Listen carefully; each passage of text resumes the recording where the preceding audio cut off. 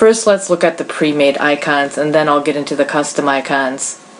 For the pre-made icons, you can start by clicking the Custom Shapes tool on your Tools panel. That's located right here. After the Custom Shapes tool is selected on the Tools panel, look on the Options bar and make sure the Style is set to None, the white square with the red line, and then change the color. I'll start with the second swatch in right here, the color that I downloaded from Cooler in the video about color. Next, click the Shape Picker arrow right here, and you can see some of the pre-made icons that come with Photoshop. Click the little arrow here and go down to All halfway down, and I'll just tell it to append to add to the existing icons that I see. And I can stretch this out and look at all the pre-made icons that come with Photoshop. So you can select any of these. I'll just grab one. Start with the paw and click the options bar anywhere up here to close that. And then I can click and drag, and if I keep my shift key down, it'll keep my proportions the same, my height and width the same. So click and drag, shift key down, and then let go. And it fills with the foreground color that I chose from the swatches panel. Now I can add styles to this also. I can do it in the same way that I did for the buttons down here. I can either use one of the styles that come with Photoshop. I can find additional styles down here, web styles, as I did earlier again with the buttons, or I can create my own custom styles down here for this icon if I'd like to. That's a quick and easy way to make a pre-made icon. I'm going to go ahead and delete this one. It was actually happened to be in this file right here, and delete that. And now I'll create one from scratch, a custom one. I'm going to collapse this rollovers group and select the top layer on my layers panel so that the next one I create will appear above at the top of my layers panel. Okay, to create a custom icon you can use just about any photograph. I have a photo of a tree that I'll use right here. I've already opened it. It goes well with the nature theme of my webpage mockup. I could use it as a logo, or instead to break up the content, the text block areas down here. Either one would work well for this. To get started creating a custom icon, the first thing you need to do is knock out the background. I want just the tree and not the background.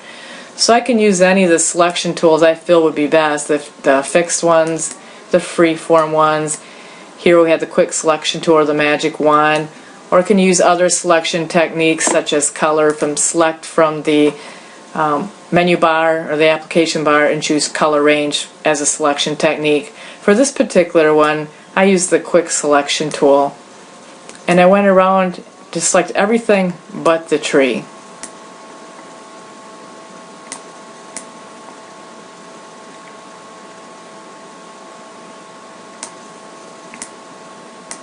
And try to get some areas within the tree too.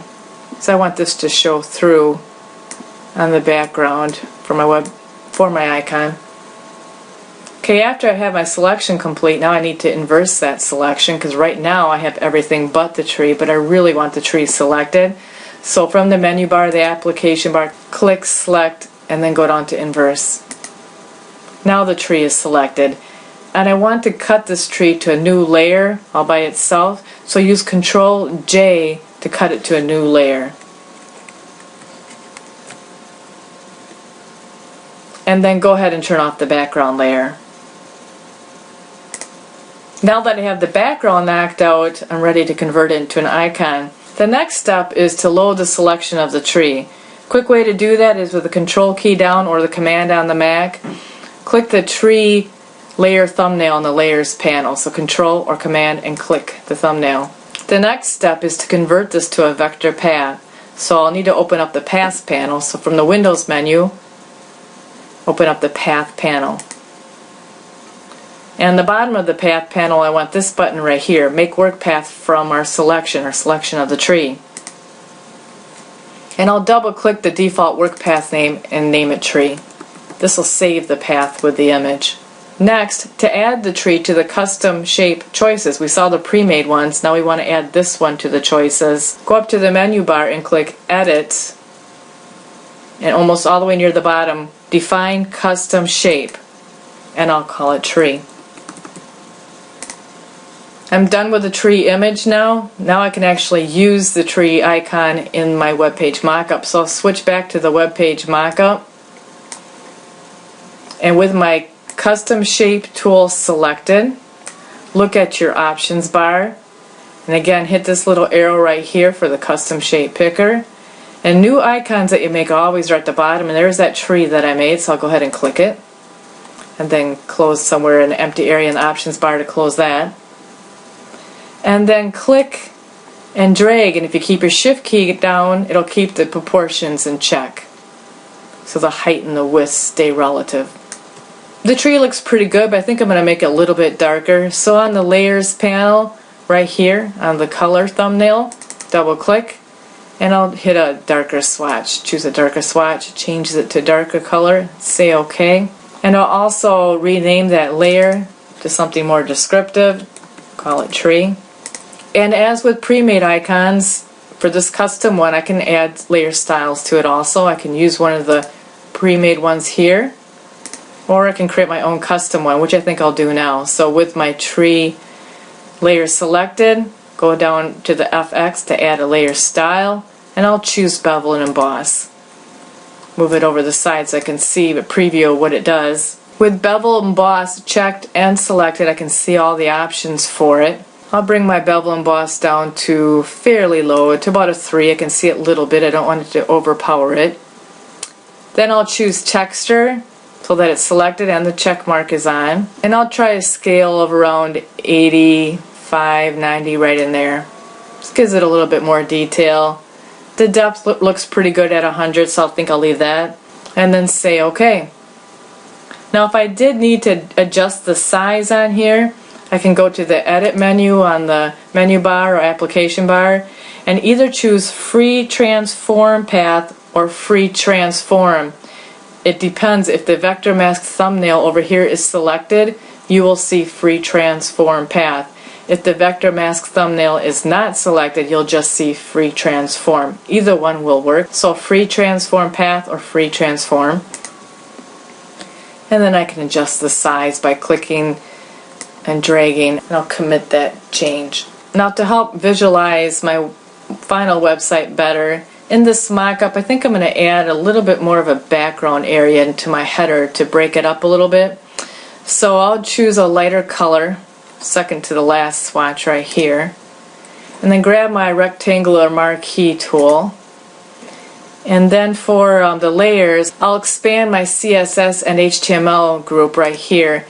And I'll find that original content background that I created previously in the video about how to create a background. Then I'll select this area up here, and then Alt backspace fills it in with the foreground color, and then Control D to deselect. Again, this is just part of preparing to create a website. The mock-up is to help you visualize it, and I'm just adding and trying different things to see how it looks. Okay, on my layers panel, I'll collapse the CSS HTML group again and go back to the tree layer to select it. Now with the move tool, I can move it around to see where I like it best. I could put it down here to help break up the content later when I set this up in the website in HTML and CSS, or I could put it up here in the header area. And notice when it's in the header area, I can see the tan behind and around the tree. I can see it through the tree and around the tree, and if I move the tree into the white area, I can see the white around the tree and inside the tree here. Right now the tree does have a transparent background. If I look at the original one I used to create this icon, these gray and white checkerboards indicate transparent pixels, and that's why it's transparent here. But when I save the tree as an individual file for the website, unless I instruct Photoshop to save the image with a transparent background, it won't. If I have the tree right here and I save this tree graphic, this tan background will come with it. It won't be transparent. So I'll need to instruct Photoshop to tell it to make this into a transparent background.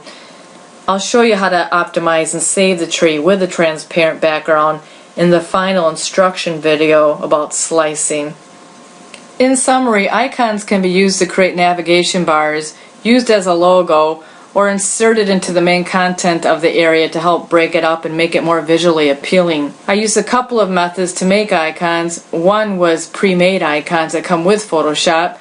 You can access those with the custom shape tool on the tools panel right here. And then up here on the options bar, use the custom shape picker. And here's many of the icons that come with Photoshop.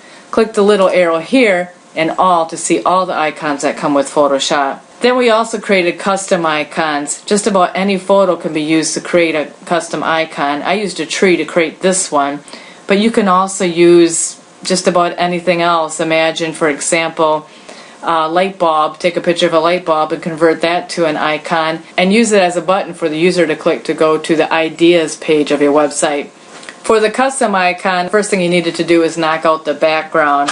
Next, I converted it to a vector path. Then after I created the vector path, I went to the edit menu and then chose define custom shape. That added it to right here, and it put it at the very bottom of all the other pre-made icons. Then I clicked the shape, and then I clicked and dragged in my webpage mockup to add it there. And then I could have used any of the pre-made styles for my custom shape icon, or created my own again at the bottom of the layers panel.